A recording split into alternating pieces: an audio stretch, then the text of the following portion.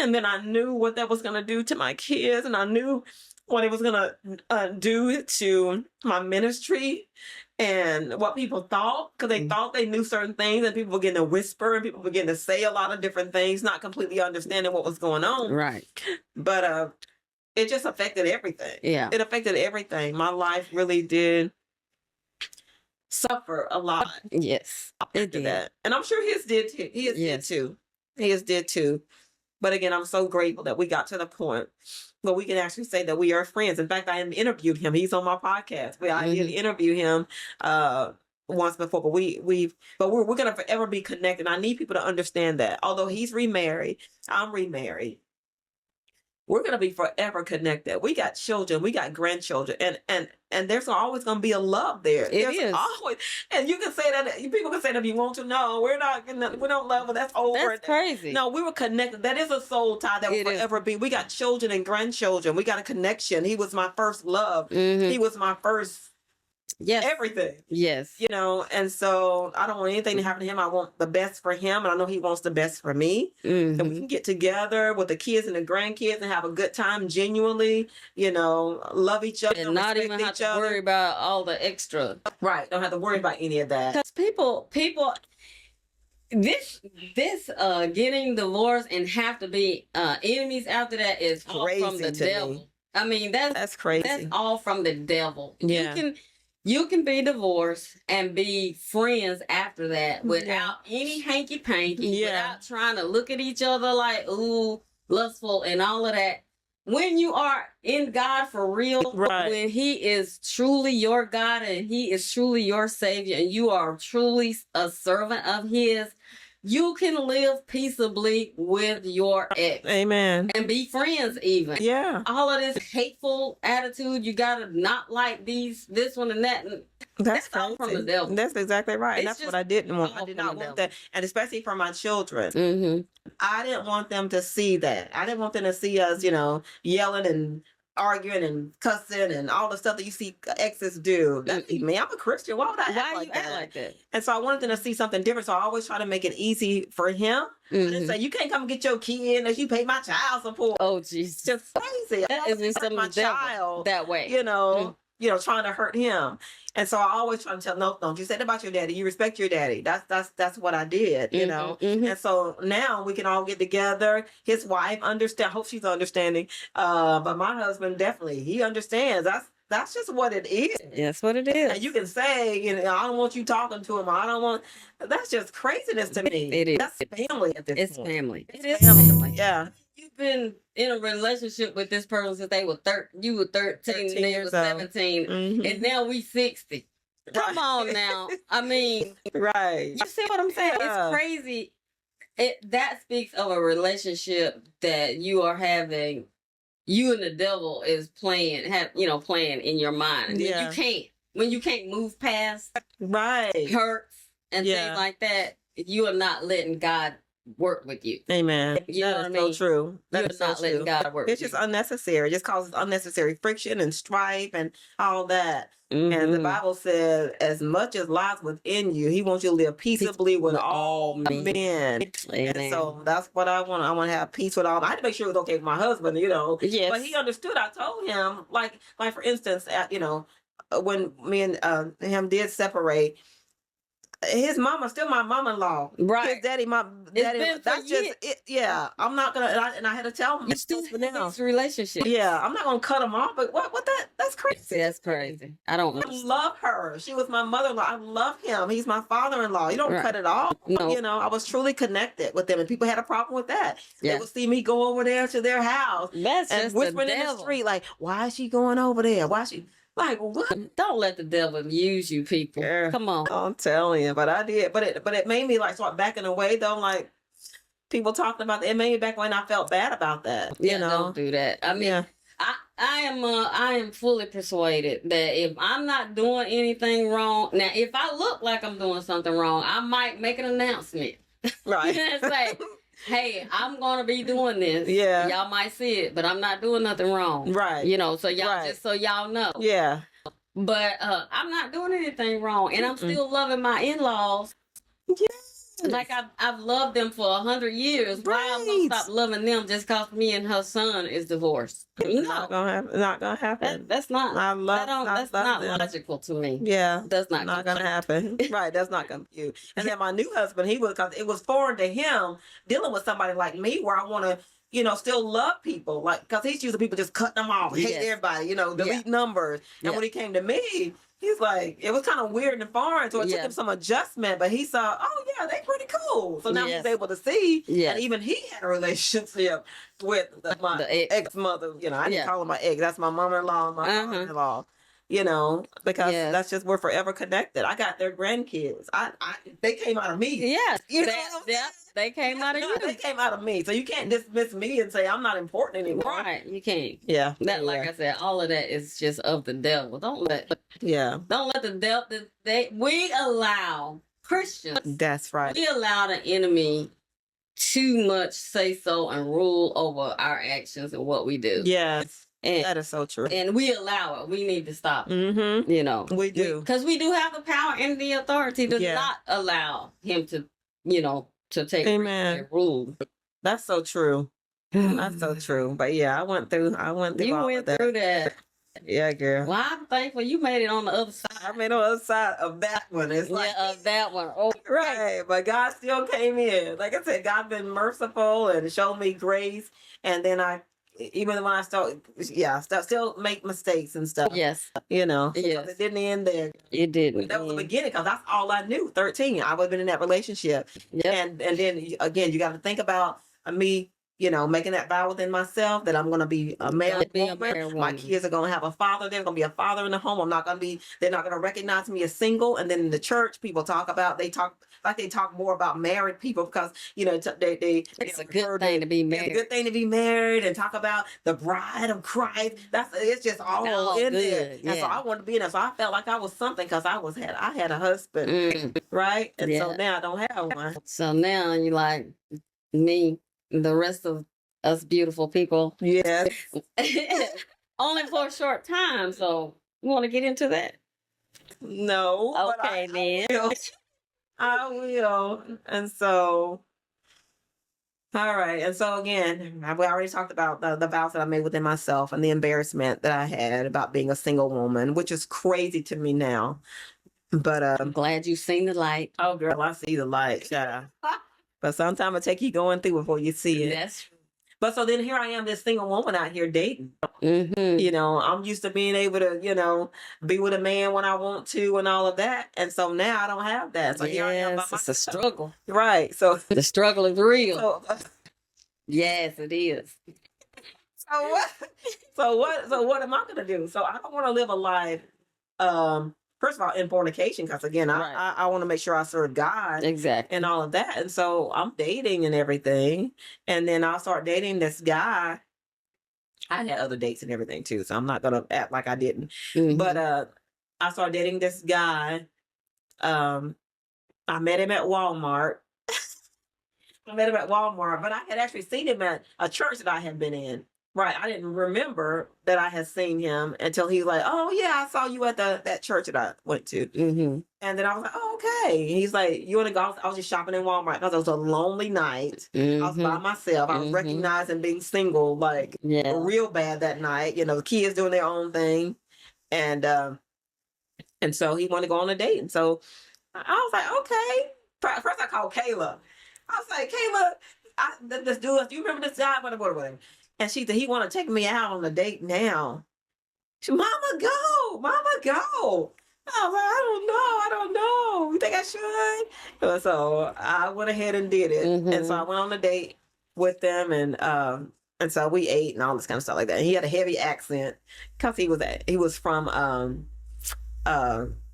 what is it? Africa, not what the other part of Africa? Ghana, South Africa. South Africa. He's from South Africa. And so I went on a date with them. I enjoyed this company and everything. It was nice. Again, I hadn't been on no date like that. Mm-hmm. And so went on the date and whatever. So we started dating and everything after that. And then, so I really did like him though. And I really did think I loved him. But girl, I ain't no nut. I've been in a marriage since I was 13 years old, basically. Right. But I did feel like that. I loved it because he was really nice to me, and he allowed me to be myself, and he allowed me to like expose myself. And I had never had anybody just tell me about yourself. Just be you. That's what he said. He said, they don't like it. If they don't like who you are, then that's on them. He said, just always be you. And that was so foreign to me that I can really speak my mind. Because I didn't do that before. Right. And he would just encourage me to just speak with my mind. Well, say what I wanted to say. And that was like, what? That was brilliant. Like, what? And so that's what I began to do. And so, again, but I want to be married, though. I can't be out here just sleeping around and doing stuff like that. I wanted to be in a relationship. I want to be married because I want to make sure that I was accepted in the church and everything. Because that's my goal. I got to have me a husband. My children are there. You was accepted in the church if you was single. I know, but that's my mentality. That's my mentality. So don't misunderstand. Singleness is wonderful. She lives it and she can tell you about it. But I'm just telling you that my mentality. That ain't my testimony. I ain't trying to live with Jesus. Jesus, I ain't trying to be living. Okay, goodness. Well, that's just something that I want. I feel like I was born to be married or something. I do too, but it's so but not at any cost. Not at any cost. Right. That's for sure. And so I wanted to be married. And so, long story short, he did propose to me. And guess what that fool said? I'm not a fool. But I said, yeah, girl. I said yes. And what I do? Again, because when you're not healed, when you move, first of all, I got a whole lot of childhood trauma anyway. Yes. And then you carrying a trauma built on top of that. Yes.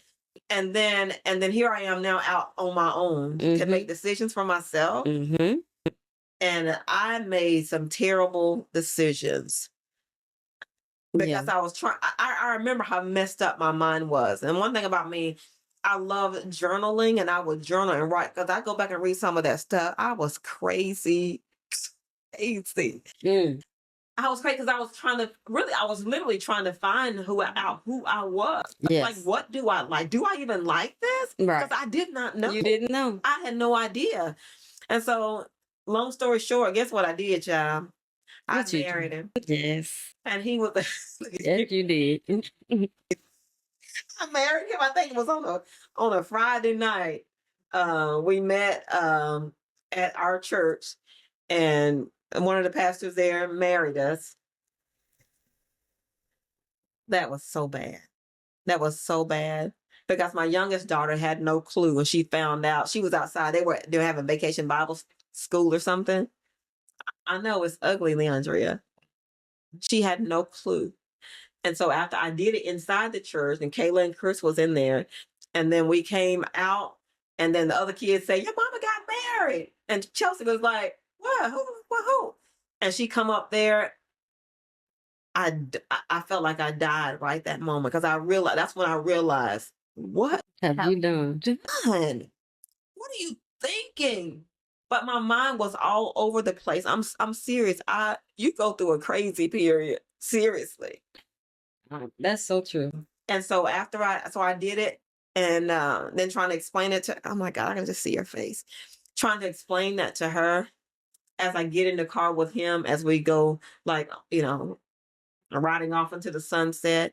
I was sick in the car as I rode with him, and I knew that the pastor had given me, Pastor Bennett, she had given me the paperwork to take to the courthouse. And that, because if I hadn't took the paper to the courthouse, we wouldn't be married. And I was like telling him, like, I don't think I should have done this. So then he was like, how you making me feel bad? Whatever. And so because I don't want to hurt nobody. That's part of my problem, seriously. Yeah. I was afraid of hurting people. And so what did I do? Very reluctantly, crying and everything. I think that Monday or that Tuesday, I took the paper over to the courthouse, and I did not want to. I was hoping to lose it. That's crazy. But I took it over there so that the marriage can be on the book, knowing that I shouldn't have done it. Crazy. Yeah. But hey, thank the Lord. But 2 weeks later, I went and I took it off the took it off the book. But it shows how my mindset was at that time, that I would even go and do something like that.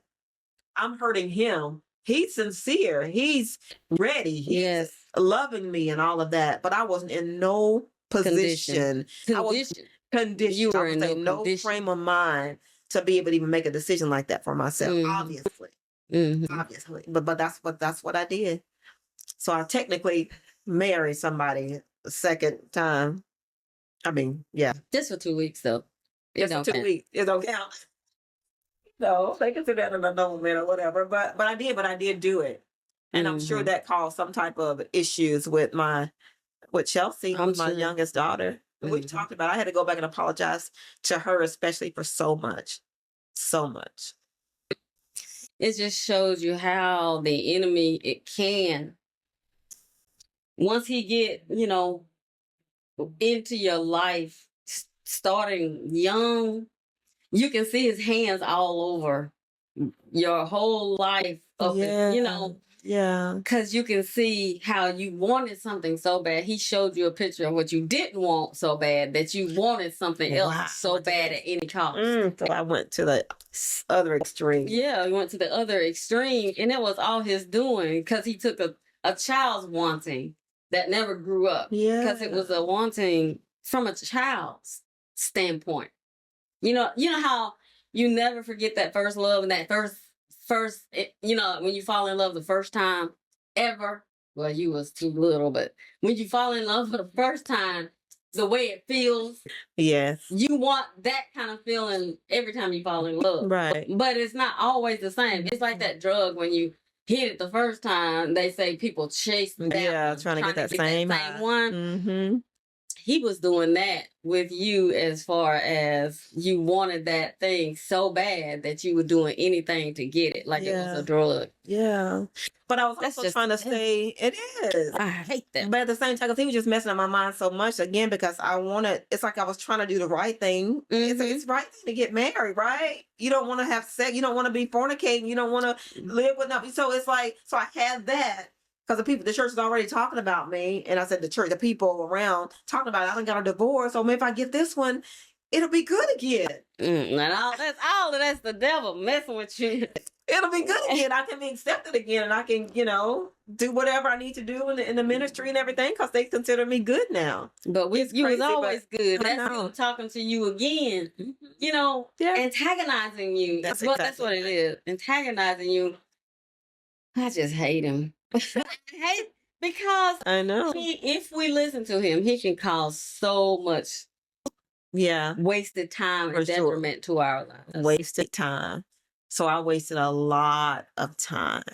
But that only lasted for 2 months, weeks. 2 weeks is when I actually ended it. Yes. And after that, we did, but still, remain friends or whatever. And then we still even dated. We were divorced, but we still kind of dated and everything. But then I realized it's, we gotta have to let you go. Or move on from that. Let's move on. Yeah.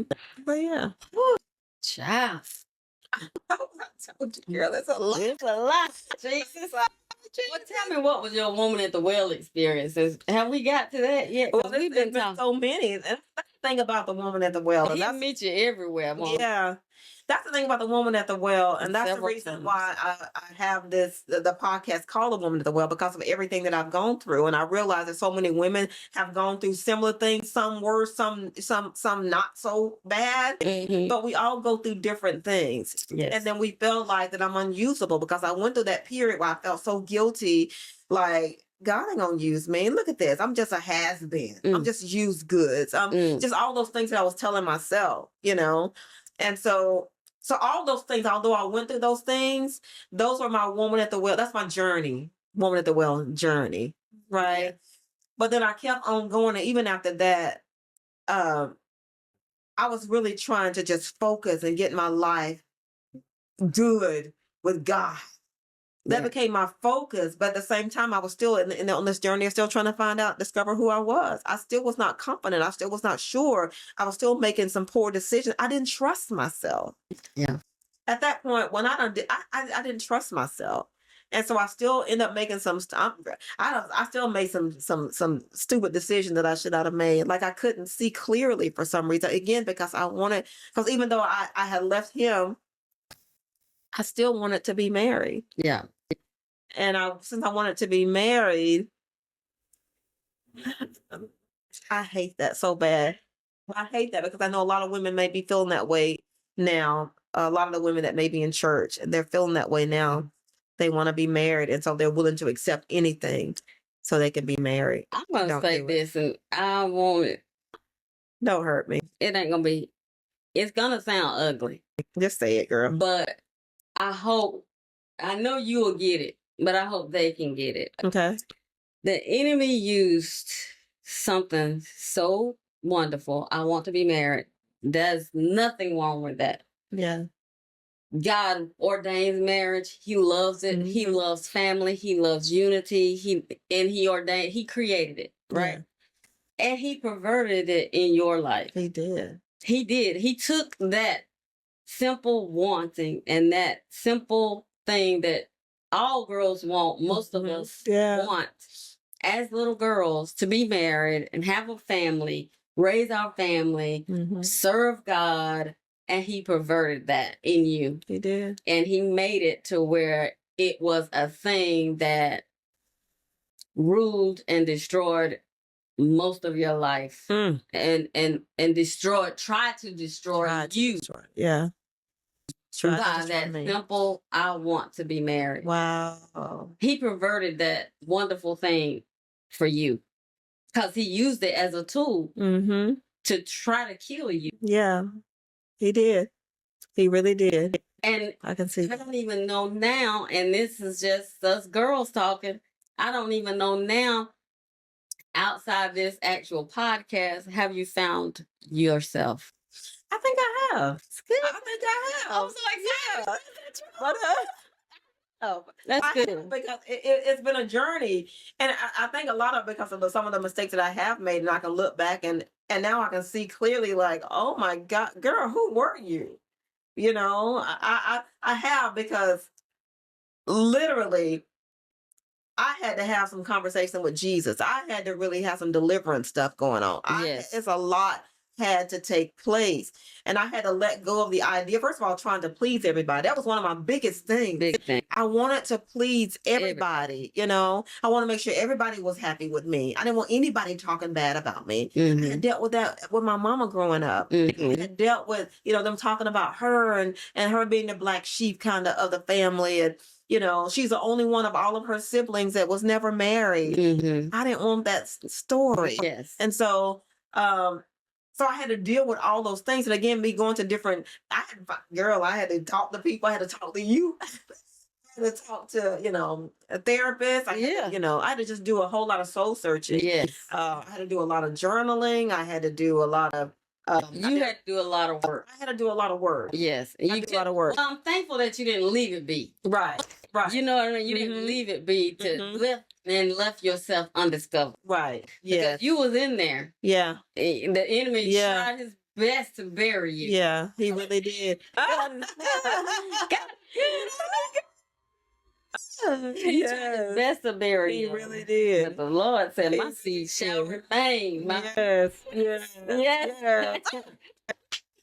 Thank you, Father. I just thank the Lord for that. Yeah. But that and even then I was growing in the ministry. I was like reestablishing who I was and all that kind of stuff. And I was doing good.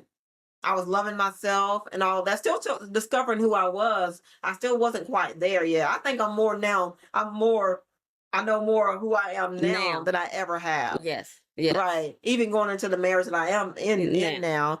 You know yourself. That was I didn't, because I still had that same thing about I wanted to be married. Everybody, and you wanted to be married. To be married, and and I wanted to be able to make everybody happy. Make everybody happy, to my own detriment. Yeah, and even the reason why, God, I could hit my own self, and just even in that, girl, I allowed some stuff that I should never have allowed, even in like I said, in this relationship. And when we first got started and everything that he was going through. Here we are. I'm in the church. I'm divorced. I'm growing. I'm doing good.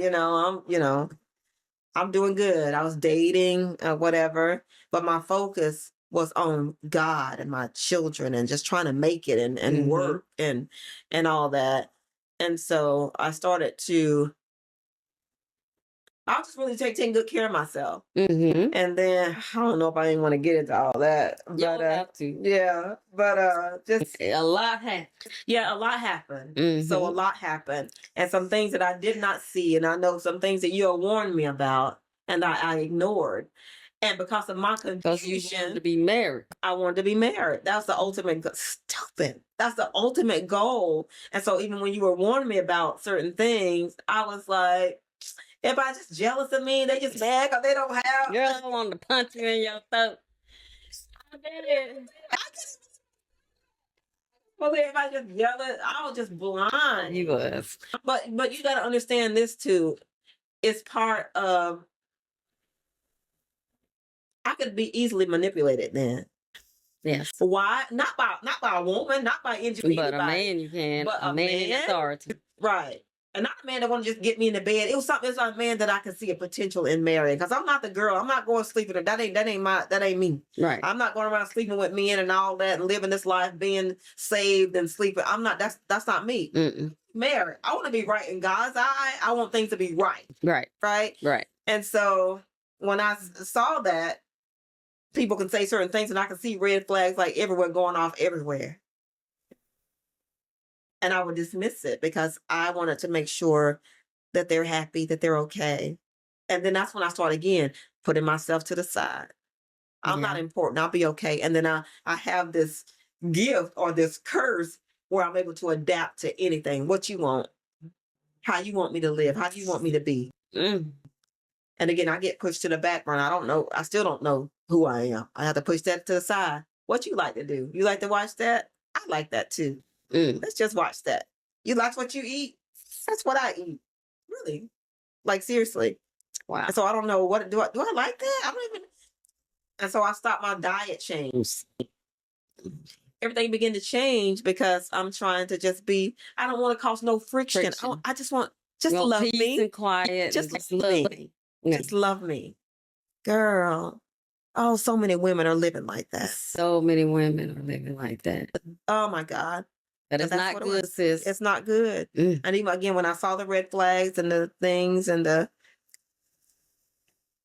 I didn't run away. And there were many people that said, girl, what are you thinking? You need to run away. But again, but my heart was pure. I wanted to do the right thing and all of that. So yeah. What's your questions? So my next to the last question was going to be, what inspired you to start this journey, The Woman in the Well? Oh, wow. Did we go through that one already? All that I just talked about it. But again, the reason why I started this is because, I got a whole video on that, but I felt like I rejected myself. And I know that a lot of women feel that same way because you just feel like you don't add up. You don't compare to other women. They seem to be doing so good. And I made so many bad decisions and mistakes. And it's cost me so much. But I start realizing that I'm not the only one. I'm not the only one that's like that. And I felt like I had already been feeling like God wanted me to talk about that more. Because I feel like sometimes in the church, to be honest with you, we don't get it all. Let me just say that. Sometimes in the church, people don't always tell the whole truth. That's true. And what I mean by that is they paint a prettier picture than what's really happening for real, than reality. If you know what I mean. Yeah. Because sometimes, they won't tell the dirty, nasty side of it. They're not talking about I had an abortion when I was 13 years old. No. I ain't never, in all the times that I've ministered the gospel, I've never brought that up. No. When I had like women's groups, I never brought that up. I was too embarrassed about it. So we were too embarrassed about so many things that we've been through. But guess what? There's hundreds of women that's going through it, has been through it. in it now, debating about whether they need to have an abortion or not. There are Christians. Right. That are Christians. But nobody's talking about it. So they just feel condemned. They have to make their own decisions however they make it. And so people are not talking about those type of things. Being in abusive relationships, they're not talking about that. And I wanted to be one to give every woman, as many women as I can, a platform where they can come and they can tell their stories.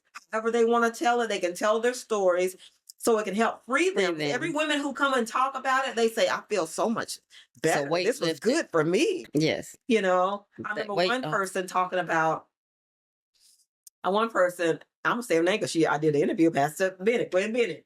And she talked about how she had a baby at 14. Mm-hmm. I was 14 when I actually had the abortion. I was 13 when I got pregnant. I turned 14 in February. So I got pregnant in December, had the abortion. Right. And so I was 14. And that didn't even click to me until she talked about her being 14 years old. She had the baby. I was 14 and I had an abortion. Right? Mm-hmm. So there's a whole lot of people out there that's been through it. And she was telling me the same thing, like, oh my God, I haven't shared this. And this was so good for me to be able to talk about this. A lot of women are just embarrassed about talking. She don't know how. She don't know how. I'm embarrassed about it. Mm-hmm. But it's just what you've gone through. And we need to talk about it more so that people can understand that they do have a choice. They don't have to go and do that. And that you overcome it. You live through it and you overcome it. And yeah, that's my whole point. Yes. Of the thing. That there is still hope, that God still wants to use you in spite of everything that you have gone through, the decisions, however poor, whatever, mistakes, tragic, the unforgivable. God will forgive you. I went through a divorce twice, technically. And people say, you going to hell? God, I hate divorce. My God is a forgiving God. Yes, he is. Divorce is not the unpardonable sin. No. Right? It is not. I don't care what you say. No, he hates it. I hate it. I mourned. I cried. It was horrible for me. Yes. But it's done. Yes. There's nothing that I can do about it. But people will hold it over your head as if you still going to hell. And God, I don't know what Bible you are reading, sir and ma'am. God, is he going to pardon killers? Why he can't pardon divorced people? Right. Exactly. I mean, I just don't understand it. I have not so learned Christ. I know.